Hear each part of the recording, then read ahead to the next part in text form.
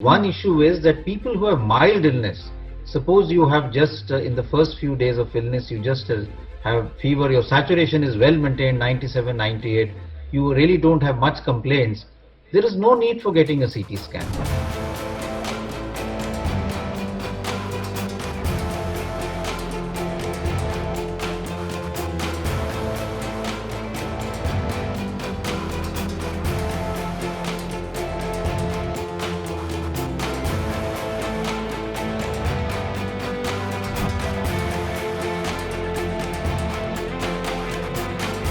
हर Covid positive patient को CT scan करवाने की बिल्कुल भी जरूरत नहीं है।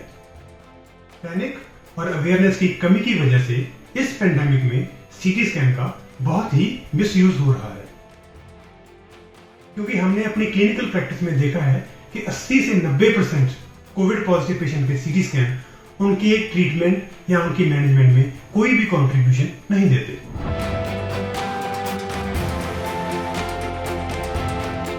सबसे पहले हमको ये समझने की जरूरत है कि सीटी स्कैन एक रूटीन टेस्ट नहीं है।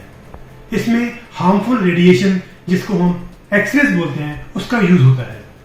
दूसरा, जितने भी सीटी स्कैन सेंटर हैं वो सब क्लोज स्पेस में होते हैं और उनमें कॉमन वेटिंग एरिया होता है। तो जब ऐसे सेंटर्स में Covid positive patient CT scan करवाने जाता है तो वो बाकी मरीजों के लिए या बाकी अटेंडेंट्स के लिए भी कोविड इन्फेक्शन का सोर्स बन सकता है।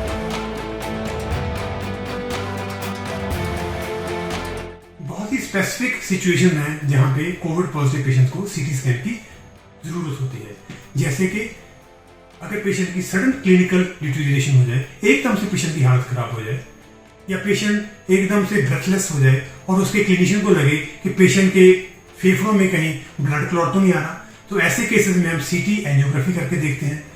या कई बार पेशेंट्स नॉर्मल ट्रीटमेंट को रिस्पॉन्ड ही नहीं करते, पेशेंट को ऑक्सीजन भी मिल रही है और बाकी भी सारा स्टैंडर्ड ट्रीटमेंट मिल रहा है, लेकिन पेशेंट को कोई भी रिस्पॉन्स नहीं आ रहा। तो ऐसे केसेस में हम सीटी स्कैन करके देखते हैं to find out the reason कि why patient is not responding.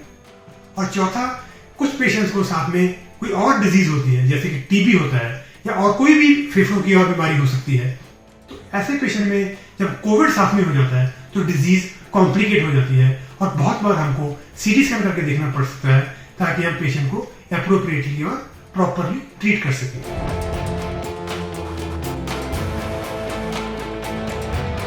Covid की रूटीन मैनेजमेंट में सीटी स्कैन की कोई भी जरूरत नहीं होती, स्पेशली जो पेशेंट एसिम्प्टोमेटिक है और माइल्डली सिम्प्टोमेटिक है, जिनको हल्का बुखार या हल्की खांसी है, उनको तो सीटी स्कैन बिल्कुल ही नहीं करवाना चाहिए।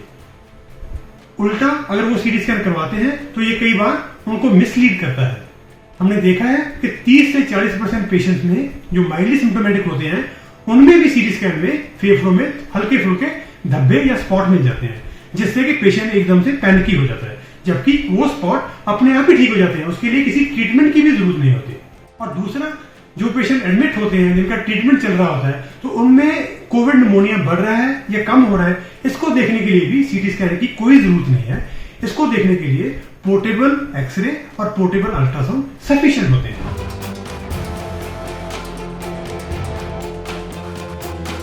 सीटी सेवेरिटी स्कोर एक न्यूमेरिकल वैल्यू है 0 से 25 तक की, जो कि एक क्रूड मेथड है ये बताने के लिए कि कोविड निमोनिया से आपके लंग्स कितने % डैमेज हो चुके हैं। तो जितना कम सीटी सेवेरिटी स्कोर होता है उतनी हमारे लंग्स की कम इन्वॉल्वमेंट होती है, और जैसे जैसे सीटी सेवेरिटी स्कोर बढ़ता जाता है हमारे लंग्स की इन्वॉल्वमेंट कोविड निमोनिया से बढ़ती जाती है। हमने इसको 3 कैटेगरी में डिवाइड किया है। अगर 0 से 8 का सीटी स्कोर है तो उसका मतलब आपको माइल्ड निमोनिया है, अगर 9 से 18 है तो इसका मतलब आपको मॉडरेट कोविड निमोनिया है, और अगर 19 से 25 का सीटी स्कोर आ रहा है तो दैट मीन्स कि आपके लंग को काफी इन्वॉल्वमेंट हो चुकी है, काफी डैमेज हो चुका है और आपको सीवियर कोविड निमोनिया है।